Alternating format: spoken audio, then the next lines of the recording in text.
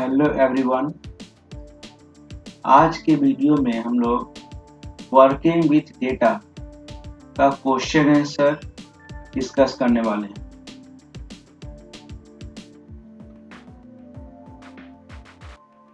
Working with data season 2 spreadsheet application का part है जो क्लास 9 को सेकेंड टर्म में पढ़ना है। सबसे पहले क्वेश्चन आंसर में आपका चेक पॉइंट स्टार्ट होगा।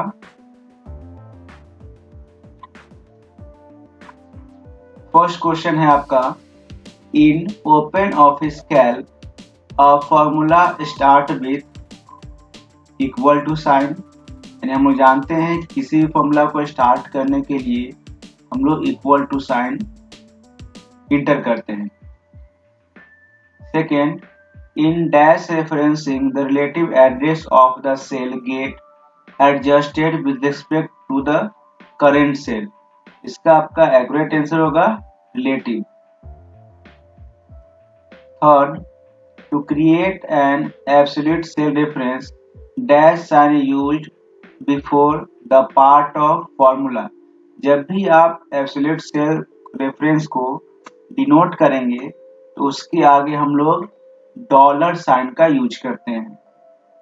यानी डॉलर साइन आगे में और जो भी सेल नेम होगा उसके बाद हम डॉलर साइन यूज करते हैं, तो ये आपका एब्सोल्यूट सेल का पहचान होता है। Next, cell address A4 in a formula means it is a relative cell reference.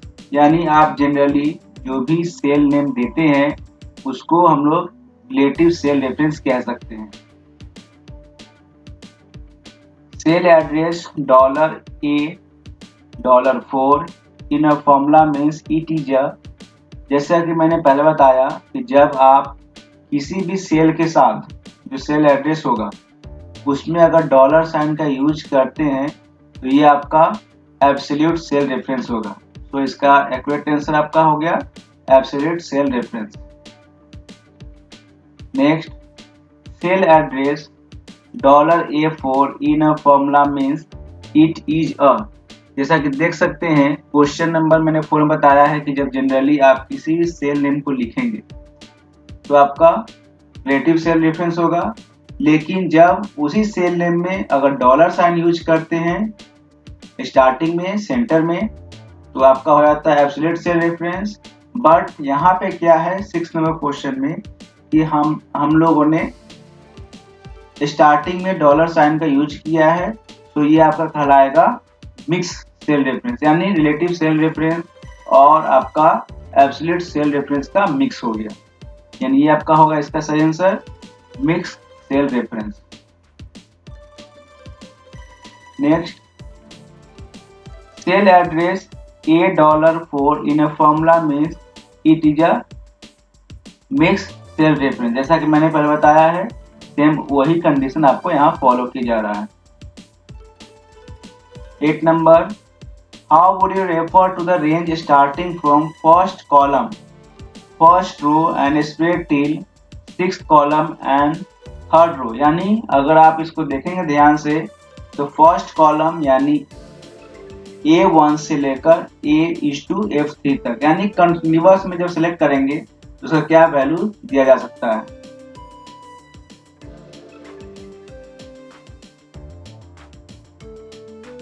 Next question, the keyboard shortcut for copy is, हम लोग जानते हैं कॉपी और पेस्ट का शॉर्टकट क्या होता है, Ctrl+C for copy and Ctrl+V for paste. When you dash or dash, the selected range gets surrounded by a moving border।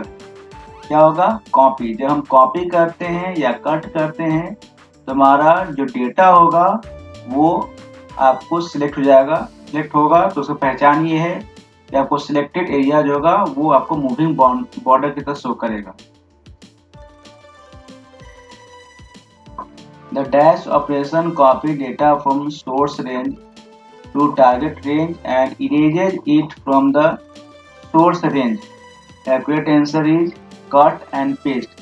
जब आप किसी भी डेटा को कॉपी करते हैं और पेस्ट करते हैं तो कट करने से क्या होता है, क्योंकि डेटा कट हो जाएगा, बट कॉपी करेंगे तो आपका उसी डेटा का डुप्लीकेट तैयार होगा। लेकिन कट में ऐसा नहीं होता है। कट में क्या होगा, जहां से आप डेटा उठा रहे हैं, कट कर रहे हैं, वहां से डेटा आपका मूव हो जाएगा, खत्म हो जाएगा, और जहां पेस्ट करेंगे आपका वहां पे डेटा अपीयर हो जाएगा। If you enter 12 plus 24 in a cell, calc will display what? 12 plus 24। क्यों? क्योंकि हम लोग जब किसी भी डेटा को इंटर करते हैं, जनरली तो कोई भी डेटा आप इंटर करेंगे तो वो एज ए आपको रॉ डेटा मिलेगा। लेकिन जब आप किसी भी सेल में इक्वल टू के साथ अगर डेटा को एंट्री करते हैं तो एज ए फॉर्मूला एक्सेप्ट करेगा। यानी कि अगर विदाउट इक्वल टू किसी भी डेटा को इंटर कर रहे हैं सेल में तो आपका जनरल वो डेटा होगा। तो 12 प्लस 24 अगर हम लिखते हैं तो उसका रिजल्ट आपको 12 प्लस 24 ही शो करेगा। लेकिन जब हम उसे इक्वल टू के फॉर्म में लिखेंगे तो इसका रिजल्ट कुछ और हो जाएगा। इसलिए अकॉर्डिंग टू क्वेश्चन जब हम 12 प्लस 24 लिखेंगे तो हमारा डेटा यानी कैल्क हमारा 12 प्लस 24 ही शो करेगा। 13 question. The formula in cell A2 is equal to B2 plus C3. On copying this formula to cell 2, the formula in cell 2 will be D2 plus E3। यानी इसका accurate answer होगा D2 plus E3, क्योंकि जब हम किसी भी formula copy करते हैं तो उसके साथ साथ हमारा फॉर्मूला का लोकेशन भी कॉपी होता है। तो मान लीजिए आपने B2 प्लस C3 फॉर्मूला कहीं इंटर किया है A2 में, अगर वहां से आप दूसरी जगह फॉर्मूला को मूव करते हैं अकॉर्डिंग टू फॉर्मूला उसका लोकेशन भी चेंज होगा। जब लोकेशन चेंज होगा तो आपका उसका रिजल्ट ही वेरी करेगा। इसीलिए जब आप B2 और C2 को कॉपी कर पेस्ट करेंगे तो आपका फॉर्मूला कुछ इस तरीके से होगा D2 plus E3। Cancel button X on formula bar can be used to undo a cell entry after it has been completed। यानी इसका आंसर आपका ट्रू होगा। If you enter 127A in cell, it will be treated as number because start with the digit true या false. जब हम लोग आगे number लिखेंगे और पीछे में आपका अल्फाबेट होगा तो ये आपको एज ए नंबर ट्रीट करेगा? नहीं, क्योंकि इसके साथ हमने अल्फाबेट को इंटर किया है तो एज ए टेक्स्ट को आइडेंटिफाई करेगा। ये आपका नंबर को शो नहीं करेगा, ये एज ए टेक्स्ट इसको ट्रीट करेगा। A cell entry can be edited either in a cell or in the formula bar। True, हम लोग सेल में भी एडिट कर सकते हैं और फॉर्मूला बार में भी एडिट कर सकते हैं। When you clear only the contents of cell, all the formats and content are deleted। False, जब हम लोग सिर्फ कंटेंट को क्लियर करेंगे तो हमारा सारा फॉर्मेट डिलीट नहीं होता है, सिर्फ हमारा कंटेंट जो होगा वो डिलीट होगा। When a cell containing a formula is moved, the cell referencing the moved cell show an error value। इसका आंसर आपका ट्रू होगा। इससे पहले ही मैंने बताया है कि जब हम लोग किसी भी फॉर्मूला को कॉपी कर दूसरी जगह पेस्ट करेंगे तो उसके अकॉर्डिंग हमारा सेल नेम भी और सेल फॉर्मूला मूव होता है। तो अगर आप किसी भी सेल फॉर्मूला को यूज करेंगे या मूव करेंगे तो आपका एरर वैल्यू शो करेगा, क्योंकि हमने कहीं और जो फॉर्मूला यूज किया है वो फॉर्मूला उस सेल के अकॉर्डिंग है, लेकिन जब आप किसी दूसरी जगह से पेस्ट करेंगे तो अकॉर्डिंग टू दैट सेल आपको जहां पेस्ट कर रहे उसके अकॉर्डिंग आपको फॉर्मूला डालना होगा। तो आपका एरर वैल्यू शो नहीं करेगा, अदरवाइज एरर वैल्यू शो करेगा।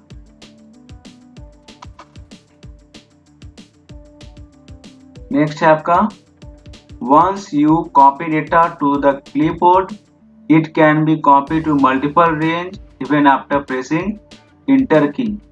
False. What is a shortcut key to find or search for something in calc document? आपका होगा Ctrl+F, यानी किसी भी डेटा को या मैटर को हम लोग फाइंड कर सकते हैं. The regular expression to search for a line ending with word last will be आपका होगा option D last $. The regular expression to search for a line beginning with word last will be आपका होगा exponent sine last, यानी option C. अब आपका question से शुरू होगा. फर्स्ट क्वेश्चन आपका है, What are the different types of data can be entered in OpenOffice Calc? आपका सही आंसर होगा नंबर, टेक्स्ट और फॉर्मूला, यानी कि 3 तरह का डेटा हम लोग इसमें इंटर कर सकते हैं. The keyboard shortcut key for copy is Ctrl+C and paste for Ctrl+V. Write cell reference for the following. आपको सेल रेफरेंस देना है. If you select an entire worksheet, which range of cell gets selected? तो आपका होगा A:AMJ10485776. Second question, reference यानी fix column होना चाहिए और रिलेटिव रो होना चाहिए. तो आपका क्या बनेगा? उसके अकॉर्डिंग आपका होगा $BD136, यानी पहले आपका कॉलम को फिक्स कर दिया गया और रिलेटिव आपका रो फिक्स नहीं है. Mix reference, relative column and fix row form by, इसका आंसर होगा IA$120, यानी कि आपका $120 दिया हुआ है. इसका मतलब ये होगा कि फिक्स आपका रो है, यानी रो फिक्स कर दिया गया है. Right cell reference for the following. Absolute reference formed by 45 in column Z, that is $Z$45, यानी मैंने पहले बताया है कि डॉलर साइन से हम लोग सेल के रेफरेंस को फिक्स करते हैं, और जब $Z और $45 दिया हुआ है मतलब फिक्स करके आपका क्या हो गया, ये एब्सोल्यूट रेफरेंस के फॉर्म में आ गया, यानी ये आपका एब्सोल्यूट रेफरेंस है. Relative reference formed by row 19 and column AB, आपका आंसर होगा AB19. Suggest a calc function that can be used for carrying out following operation. जब कैलकुलेट करेंगे नंबर को तब हम लोग यूज करते हैं. एवरेज निकालना होता है. If you want to calculate average of sales made by salesman of company, so you if sale made each of salesman main is available, तो आप उसके लिए एवरेज फंक्शन का यूज करेंगे. To find out top score in class, तो हम लोग इसके लिए मैक्सिमम मार्क्स का यूज करेंगे, मैक्स का यूज करेंगे. अगर आपको मिनिमम निकालना है किसी भी वैल्यू को तो हम लोग मिनिमम फंक्शन का यूज करते हैं. तो अकॉर्डिंग टू रिक्वायरमेंट हम लोग different types of function use करते हैं. नेक्स्ट आपका 5th नंबर क्वेश्चन हो गया. What are the rules to be followed while entering the following in OpenOffice Calc? जब आप किसी भी डेटा को अगर एंटर करते हैं तो उसके लिए कौन कौन सा रूल हम लोग यूज कर सकते हैं, अप्लाई कर सकते हैं. नंबर हो, अगर नंबर यूज करते हैं तो OpenOffice Calc ignore leading plus sign and treat a single period as a decimal.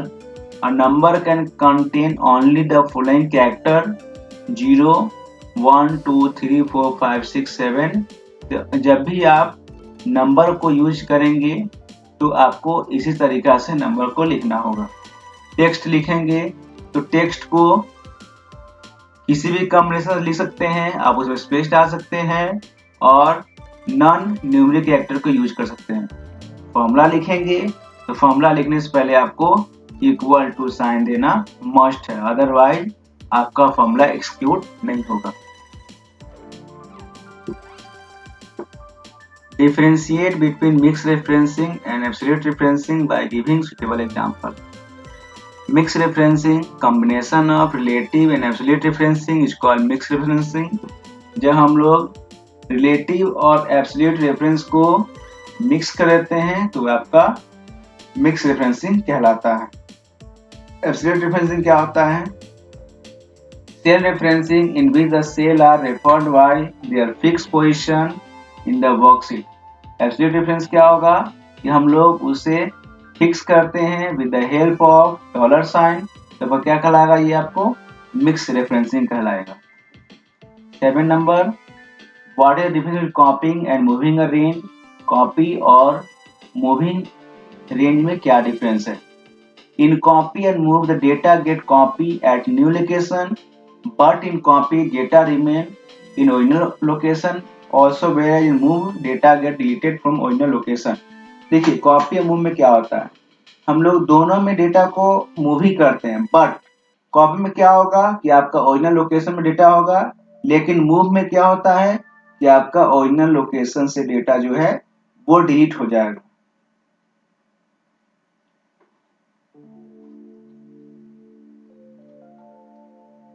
What is the difference between following commands? Edit, delete content, delete all and edit, delete content text। जब आप edit command में delete content करते हैं और delete all करते हैं तब क्या होता है, और delete text करते हैं तब क्या होता है? देखिए, जब delete all करेंगे तो जितना भी selected range होगा वो सारा delete हो जाएगा, लेकिन जब delete text करेंगे तो आपका सिर्फ text delete होगा, फॉर्मेट, फॉर्मूला, नंबर जो है वो आपको एज यूजुअल रहेगा, उसमें कोई चेंजेस नहीं आएगा, लेकिन डिलीट ऑल में सारा डिलीट हो सकता है। Delete content, text and delete formats. इसमें क्या होगा, टेक्स्ट में जब आप डिलीट करेंगे तो आपका सिर्फ टेक्स्ट डिलीट होगा, फॉर्मूला, फॉर्मेट, नंबर ये सब में कोई इफेक्ट नहीं होगा, और डिलीट फॉर्मेट में आपका सिर्फ फॉर्मेट डिलीट होगा, बाकी जितना भी आपने डेटा डाला है, फॉर्मूला डाला है, नंबर डाला है, वो सब आपका सेम रहेगा, उसमें कोई चेंजेस नहीं होगा। What is the difference between the following commands? Edit, delete content, text and delete content.